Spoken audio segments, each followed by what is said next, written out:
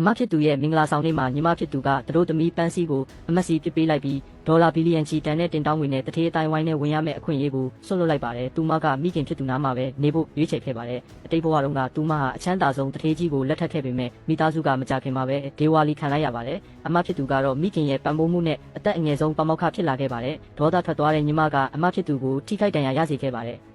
သူမမျက်လုံးပြန်ဖွင့်လာတဲ့အခါပြန်လည်မွေးဖွားလာမှန်းသိလိုက်ရပါတယ်။သူမရဲ့ကံကြမ္မာကိုပြောင်းလဲပြီးလမ်းဟောင်းကိုပြန်မလျှောက်တော့ဘူးလို့ကြေဆိုခဲ့ပါတယ်။ဒါပေမဲ့အမဖြစ်သူကိုယ်တိုင်လည်းပြန်လည်မွေးဖွားလာတယ်ဆိုတာကိုတော့သူမမသိခဲ့ပါဘူး။အမဖြစ်သူဆက်လိုက်မလေးကလည်းသူမရဲ့အောင်မြင်မှုတွေဟာမိဘတွေရဲ့ချုပ်ကိုင်မှုအောက်မှာတိဆောက်ထားရတာဆိုတာကောင်းကောင်းသိနေပါတယ်။ဒါကြောင့်ဒီအနေအများတဲ့အခြေအနေကိုညီမဖြစ်သူစီလွှဲပြောင်းပေးဖို့ဆုံးဖြတ်လိုက်ပါတယ်။သူတို့ညီမနှစ်ယောက်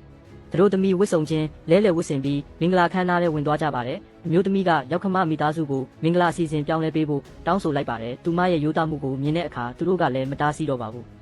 မင်္ဂလာပွဲစတင်ပေမဲ့သူတို့သားကပေါ်မလာပါဘူးညီမဖြစ်သူကတော့အမအဆက်ကွဲတာကိုကြီးဖို့တိတ်တိတ်လေးစောင့်နေပါတယ်ဒါပေမဲ့အမျိုးသမီးကတည်ငြိမ်စွာပဲဖန်ခွက်ကိုမြောက်ပြီးခင်မုန်းဖြစ်သူကိုစားတောင်းပန်စကားဆိုလိုက်ပါတယ်သူမရဲ့ခင်မုန်းဟာနိုင်ငံတာဝန်ထမ်းဆောင်နေရလို့မတက်ရောက်နိုင်တာပါလို့ပြောလိုက်ပါတယ်အားလုံးကသူမရဲ့တည်ငြိမ်ရင်းချက်မှုကိုချီးကျူးသွားကြပါတယ်မထင်မှတ်ပဲနောက်တစ်စက္ကန့်မှာပဲသူတို့သားရောက်လာပါတယ်တကယ်တော့အမျိုးသမီးကရောက်ခမကြီးကိုတားဖြစ်သူစီဖုံးဆက်ဖို့ကြ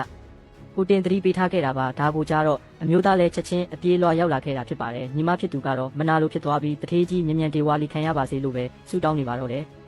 နောက်တစ်နေ့မနက်စောစောမှာအမျိုးသမီးကမနက်စာပြင်ဆင်ပါတယ်။သူမရဲ့ဟင်းချက်လက်ရာကလူကြီးတွေကိုအံ့ဩသွားစေပြီးချီကျူးတန်တွေမဆဲအောင်ရရှိခဲ့ပါတယ်။ဒါပေမဲ့ရောက်ခမညီမလေးကတော့အယုံကြည်မရှိပဲသူ့အကိုဒါကိုလုံးဝစားမှာမဟုတ်ဘူးလို့ထင်နေပါတယ်။ဒါပေမဲ့အမျိုးသားကတော့ဇနီးတဲ့ကိုဘာလို့ဒီလောက်စောစောထရတာလဲလို့တောင်ဂရုတစိုက်မေးလိုက်ပါတယ်။အပြင်မထွက်ခင်ရောက်ခမညီမလေးကအမျိုးသမီးကိုမိသားစုဝင်အဖြစ်ဘယ်တော့မှအတိအမှတ်မပြုဘူးလို့ကြေညာသွားပါတယ်။အမျိုးသားကဈေးဝယ်ထွက်ဖို့မင်္ဂလာခွင့်ယူမလားလို့အကြံပြုပေမဲ့အမျိုးသမီးကသူ့ကိုစူပါမားကတ်စီကိုသာခေါ်သွားခဲ့ပါတယ်။ပတ်စံကအရေးမကြီးပါဘူး။မိသားစုပျော်ရွှင်မှုကသာအထူးကပါလို့သူမကပြောပါတယ်။ဒါကိုမြင်တော့အမျိုးသားကကြတဲ့ငွေကိုသူကိုယ်တိုင်ရှင်းပေးဖို့တောင်းဆိုလိုက်ပါတယ်။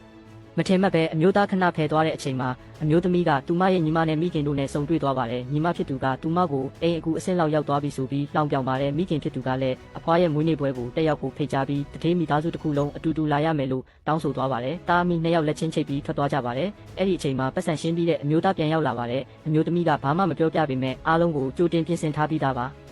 အတိတ်ဘဝတုန်းကမွေးနေ့ပွဲကျင်းပတဲ့နေ့မှာရောက်ခမညီမလေးကားအက်ဆီဒင့်ဖြစ်ခဲ့လို့တထေးမိသားစုပွဲမလာနိုင်ခဲ့ပဲအမဖြစ်သူလူပုံအလဲမှာအဆက်ကွဲခဲ့ရပါတယ်ဒါပေမဲ့ဒီတစ်ခါတော့အမျိုးသမီးကတုတ်ပြန်ဖို့အစီအစဉ်ဆွဲထားပြီးပါပြီ။သူမကရောက်ခမဖခင်ကြီးကိုမွေးနေ့ပွဲအကြောင်းပြောပြလိုက်ပါတယ်။ဖခင်ကြီးကလည်းဒါကိုအလေးနဲ့ထားပြီးမိသားစုတစ်ခုလုံးကိုပြင်ဆင်ခိုင်းပါတယ်။ဒါပေမဲ့ရောက်ခမညီမလေးကတော့လက်သေးသွားလို့ဖို့အတင်းထွက်သွားပါတယ်။အမျိုးသမီးကအစွမ်းကုန်တားဆီးပေမဲ့မအောင်မြင်ခဲ့ပါဘူး။နောက်ဆုံးတော့မတက်တာတဲ့အစုံကားစရာတယောက်ကိုသူမနဲ့အတူထည့်ပေးလိုက်ရပါတယ်။တစ်ချိန်တည်းမှာပဲမွေးနေ့ပွဲမှာအမျိုးသမီးကတယောက်တည်းရောက်လာပါတယ်။မိခင်နဲ့ညီမဖြစ်သူကသူမကိုအတုံးမကျဘူးဆိုပြီးလောင်ပြောင်ကြပါတယ်။တထေးမိသားစုကိုမတွေ့ရတဲ့အခါဖခင်ဖြစ်သူကသူမကိုပွဲထဲကနေမောင်းထုတ်ဖို့ကြိုးစားပါတယ်။အဲ့ဒီအချိန်မှာပဲအမျိုးသားရဲ့အတန်ထွက်ပေါ်လာပါတယ်။အချမ်းသာဆုံးတထေးမိသားစုတစုလုံးအတူတကွရောက်ရှိလာပါတော့တယ်။